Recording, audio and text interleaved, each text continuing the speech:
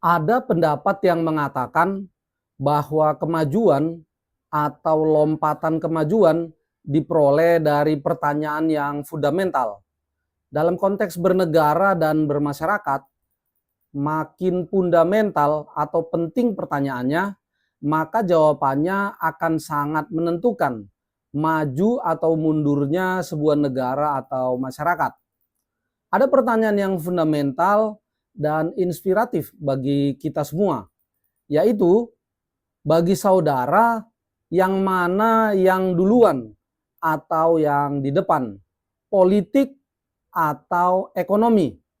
Memberikan dukungan politik dulu, baru berharap ekonomi akan sejahtera.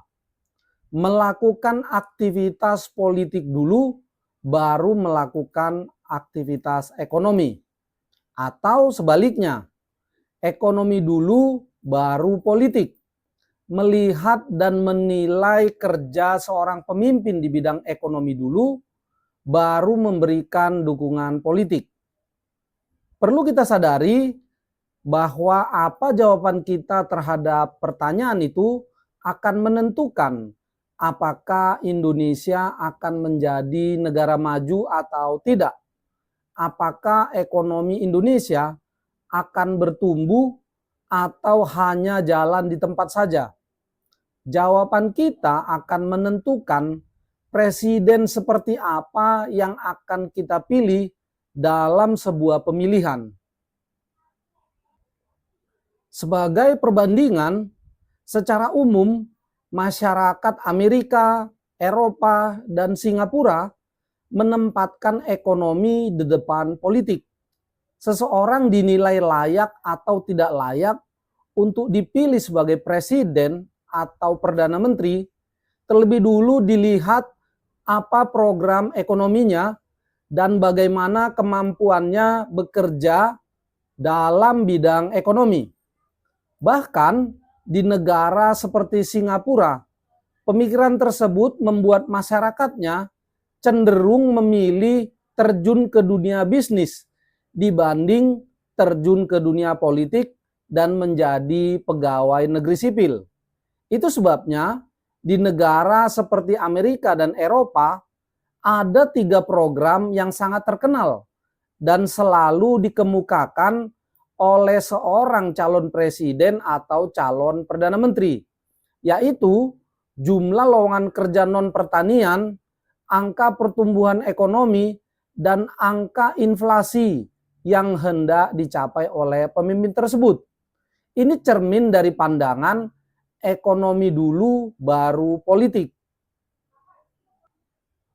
Apa keuntungan jika masyarakat menempatkan ekonomi dulu baru politik? Keuntungan dari menempatkan ekonomi di depan baru politik menyebabkan siapapun yang terpilih menjadi presiden, maka lowongan kerja non-pertanian tetap tercipta, pertumbuhan ekonomi tetap meningkat, dan angka inflasi tetap rendah walaupun pertumbuhan ekonomi meningkat. Artinya, siapapun yang terpilih menjadi presiden, maka negara tetap berjalan ke arah kemajuan dan masyarakat hidup sejahtera. Mentalitas, cara berpikir, dan sikap masyarakat Amerika, Eropa, dan Singapura membuat sistem ekonomi mereka menjadi baik dan stabil. Regulasinya pasti dan aman. Investasinya tetap tumbuh siapapun yang jadi presidennya. Permasalahan yang dihadapi ekonomi Indonesia di tingkat global. Sejak 1 Februari 2025 hingga hari ini, Jumat 11 April 2025, media-media dunia termasuk di Indonesia diramaikan oleh pemberitaan perang tarif yang dilakukan oleh Presiden Amerika Donald Trump terhadap negara-negara mitra dagangnya. Puncaknya adalah pengenaan tarif 125% terhadap barang dari Cina, dan Cina membalas dengan mengenakan tarif 84% terhadap barang dari Amerika. Malah di beberapa media-media Amerika saat ini juga ada pembicaraan tentang kemungkinan pengenaan tarif 145% terhadap barang dari Cina. Juga ada penundaan pengenaan tarif tambahan selama 90 hari kepada banyak negara. Perang tarif adalah cara yang biasa dilakukan Amerika dalam upaya memenangkan persaingan bisnis. Jika perang tarif tidak berhasil, maka akan ditingkatkan kepada konflik diplomatik.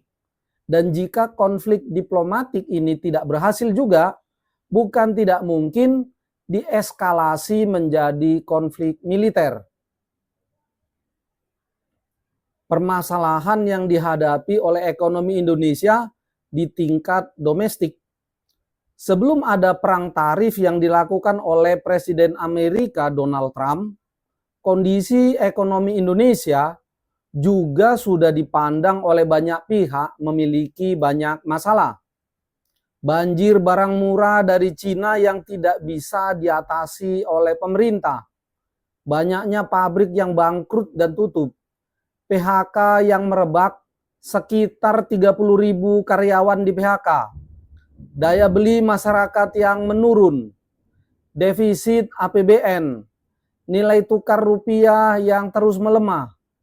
IHSG yang terus menurun. Dan lain sebagainya. Perang tarif yang dilakukan oleh Presiden Trump dirasakan menambah beban ekonomi Indonesia yang sudah kepayahan itu. Permasalahan lainnya, sejak tahun 2019 sampai tahun 2023, gambaran pertumbuhan pendapatan masyarakat sebagai berikut. Pendapatan 0 sampai 50, pendapatan masyarakat kelompok ini relatif stabil. Karena Presiden Jokowi saat itu banyak menggelontorkan bantuan sosial. Kemudian pendapatan 50-80, pendapatan kelompok ini yaitu kelompok kelas menengah cenderung tidak ada peningkatan, stagnan.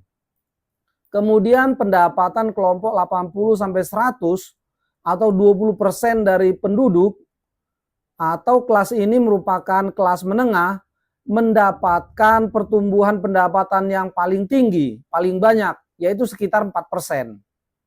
Untuk kelas menengah yang mendapatannya 50-80 tadi, pada Januari Februari yang lalu diadakan atau diberikan diskon tarif listrik selama 2 bulan untuk meningkatkan daya belinya. Tapi ini tidak cukup karena sebenarnya yang mereka butuhkan adalah adanya lowongan kerja. Lowongan kerja tidak tersedia untuk mereka. Mereka ini adalah kelompok yang terdidik. Sementara lowongan kerja yang tercipta banyak di sektor UMKM. Sehingga tidak bisa dimasuki oleh kelas menengah ini. Hingga kini, pemerintah belum bisa memenuhi kebutuhan lowongan kerja bagi kelompok menengah ini. Itu sebabnya beberapa pengamat mengingatkan pemerintah agar memperhatikan persoalan ini. Kasus Chili paradoks. Ekonominya bagus, tapi pemerintahnya hampir jatuh di demo oleh kelas menengah. Karena mereka tidak diurus oleh pemerintah Chili. Permasalahan di bidang pasar modal, nilai tukar rupiah terus melemah. Untuk sementara pelemahan nilai tukar rupiah ini memang tidak menyebabkan Indonesia jatuh ke dalam krisis ekonomi. Ini karena pelemahan rupiah terjadi secara perlahan. Tetapi bukan berarti pelemahan rupiah ini tidak berdampak buruk. Pelemahan rupiah ini justru mengindikasikan bahwa ada masalah dalam ekonomi Indonesia. Jadi ini juga perlu ditangani oleh pemerintah. Jika ada yang memicu kepanikan pasar, bisa saja pelemahan rupiah ini anjlok besar seketika dan tidak bisa dikendalikan oleh Bank Indonesia. Kemudian, masih dari pasar modal, IHSG juga terus melemah yang mengindikasikan ada permasalahan di tingkat global dan domestik Indonesia. Uang banyak keluar dari pasar modal Indonesia. Analisis situasi ekonomi di tingkat global. Terlepas dari kita setuju atau tidak setuju terhadap perang tarif yang dilakukan oleh Presiden Amerika Donald Trump terhadap banyak negara mitra dagangnya, bahwa sebenarnya tujuan dari Presiden Amerika Donald Trump melakukan perang tarif ini adalah untuk menciptakan pasar bagi barang-barang industri Amerika, mengurangi defisit perdagangan, menciptakan lowongan kerja, meningkatkan kesejahteraan masyarakat, dan meningkatkan pendapatan pemerintah. Selain itu, persaingan ekonomi Amerika dan Cina, termasuk persaingan Amerika dan Cina dalam memperebutkan pengaruh dan dominasi di Asia Pasifik, diduga juga melatar belakangi terjadinya perang tarif yang dilakukan oleh Presiden Trump. Perang tarif Trump tentu akan meningkatkan inflasi di Amerika dan merugikan masyarakat Amerika. Tetapi pertanyaannya, mengapa tetap dilakukan oleh Presiden Trump? Hal ini hanya dapat dipahami dengan melihat bahwa perang tarif ini adalah merupakan bargaining game. Perang tarif ini sebagai alat untuk memaksa terjadinya proses tawar-menawar dan negosiasi, khususnya dengan Cina. Perang tarif Presiden Trump diduga sebagai cara Amerika untuk menegosiasikan tanah jarang yang 70%-nya dikuasai oleh Cina. Industri pertahanan dan industri teknologi Amerika kesulitan mengakses mineral tanah jarang karena dikuasai oleh Cina. Padahal mineral tanah jarang ini sangat vital fungsinya dalam industri teknologi tinggi Amerika. Penundaan tarif selama 90 hari, anjloknya bursa saham Amerika, dan dolar indeks yang bergerak sangat fluktuatif tampaknya mengindikasikan bahwa Amerika adalah pihak yang lebih lemah dibandingkan dengan Cina dalam permainan bargaining game ini. Jika perang tarif ini merupakan bargaining game, maka kemungkinan perang tarif ini akan berlangsung lama. Akan ada perlambatan pertumbuhan ekonomi global. Analisis situasi ekonomi di tingkat domestik. Bagaimana sikap pemerintah Indonesia dalam menghadapi perang tarif ini? Ada 3 sikap negara-negara dalam menyikapi perang tarif yang dilakukan oleh Presiden Trump. Setiap pilihan yang diambil oleh sebuah negara adalah cerminan kekuatan ekonomi negara tersebut di hadapan ekonomi Amerika. Ketiga sikap tersebut adalah: pertama, retaliasi atau membalas. Cina, Kanada, Uni Eropa adalah negara-negara yang mengadakan pengenaan tarif balasan terhadap Amerika. Cina, Kanada, dan Uni Eropa mengajukan negosiasi kepada Amerika, tetapi juga percaya diri dalam menghadapi tarif tinggi yang dikenakan oleh Amerika. Amerika mengenakan tarif 125% terhadap barang-barang dari Cina, dan Cina mengenakan tarif balasan 84% terhadap barang-barang dari Amerika. Uni Eropa mengajukan tarif zero for zero, tetapi ditolak oleh Presiden Trump. Yang kedua, negosiasi. Kebanyakan negara, termasuk Indonesia, menempuh jalan negosiasi.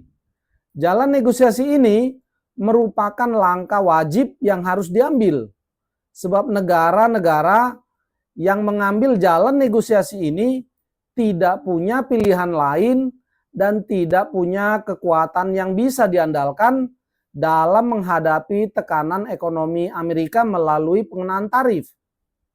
Yang ketiga, pasrah dan menerima. Negara yang mengambil langkah ini contohnya adalah Australia. Australia bersikap pasrah dan menerima tarif yang dikenakan oleh Amerika. Dalam menghadapi tarif 32% yang dikenakan Amerika terhadap barang-barang dari Indonesia, pemerintah bersikap menempuh jalan negosiasi. Ada beberapa hal yang diusulkan pemerintah dalam bernegosiasi dengan Amerika, yaitu menurunkan tarif barang-barang dari Amerika, membeli barang-barang dari Amerika seperti minyak, LNG, kapas, peralatan pembangunan kilang minyak, membuka pintu impor selebar-lebarnya bagi Amerika, menghapuskan kuota impor, menghapuskan tingkat kandungan dalam negeri (TKDN), dan deregulasi. Apa yang hendak dinegosiasikan oleh pemerintah kemungkinan akan membuat Indonesia kebanjiran dua produk, yaitu produk dari Amerika dan banjir barang murah dari Cina. Pemerintah belum menjelaskan dan juga belum memiliki cara bagaimana menjaga agar industri dalam negeri dapat bertahan dan dapat bersaing dengan barang-barang dari Amerika dan dari Cina. Jika banjir barang murah dari Cina saja sudah membuat banyak pabrik tutup dan PHK merebak di mana-mana, belum jelas roadmap ekonomi Indonesia pasca perang tarif dari Amerika menurut pemerintah. Banyak negara rasio ekspornya terhadap GDP banyak yang tinggi, sementara Indonesia rasio ekspornya terhadap GDP-nya rendah. Negara yang rasio ekspornya terhadap GDP tinggi atau semakin terintegrasi terhadap perdagangan global, maka perang tarif ini akan sangat mengganggu pertumbuhan ekonominya. Singapura rasionya 180% terhadap PDB. Vietnam rasionya 78%. Indonesia rasionya hanya 25%. Pasar Amerika hanya 10% dari GDP Indonesia. Sangat kecil.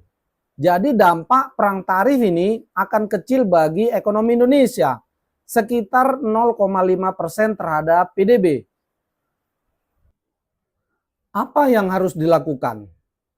Yang pertama, perlu pemimpin yang bisa mengatasi situasi yang tidak menentu. Kita sudah mendapatkan gambaran permasalahan yang dihadapi ekonomi Indonesia di tingkat global dan domestik. Ketidakpastian situasi global adalah sesuatu yang pasti ada. Jika kita melihat sejarah, tidak ada periode yang benar-benar pasti yang kita lalui. Selalu ada ketegangan, selalu ada konflik-konflik, selalu ada tarik-menarik. Oleh karena itu, perang tarif ini hendaknya tidak dijadikan sebagai alasan atau tempat bersembunyi bagi target-target pembangunan yang tidak tercapai.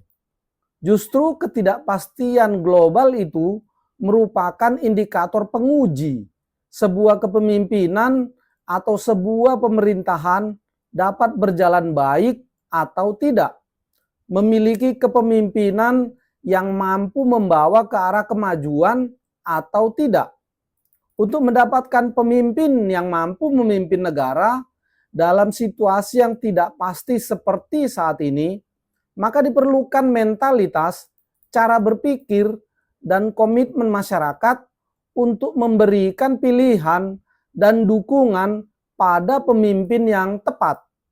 Sebagaimana disebutkan di awal video ini, dalam hal itulah Poltak News ingin mengajak masyarakat untuk belajar pada masyarakat Amerika dan Eropa dalam memilih presiden atau pemimpinnya, menjadikan perang tarif dan permasalahan yang dihadapi ekonomi Indonesia saat ini sebagai momentum pembelajaran bagi masyarakat apa indikator yang baik dalam memilih presiden. Masyarakat Amerika dan Eropa menggunakan 3 indikator minimal dalam menentukan pilihan, yaitu kemampuannya dalam menciptakan lowongan kerja non-pertanian dan UMKM, kemampuannya dalam meningkatkan pertumbuhan ekonomi, dan kemampuannya dalam menciptakan inflasi yang rendah walaupun pertumbuhan ekonomi tinggi. Setiap warga negara boleh memilih siapapun yang ia suka dan percayai untuk menjadi presiden. Tetapi hendaknya yang dipilih minimal adalah presiden yang mampu dalam mewujudkan ketiga indikator tersebut. Dengan demikian, siapapun yang menjadi presiden maka akan mampu membawa Indonesia keluar dari kesulitan ekonomi, termasuk mengatasi masalah tarif seperti yang terjadi pada saat ini. Apa yang harus dilakukan? Yang kedua adalah regulasi dan deregulasi. Pengusaha itu tahu membaca data dan tahu membaca situasi. Tidak perlu diajari. Yang diminta oleh pengusaha itu adalah jangan diganggu dalam aktivitas bisnisnya. Artinya, perlu regulasi dan deregulasi untuk menciptakan kepastian usaha. Jangan sedikit-sedikit berubah aturannya. Investasi butuh dukungan pemerintah dalam bentuk regulasi.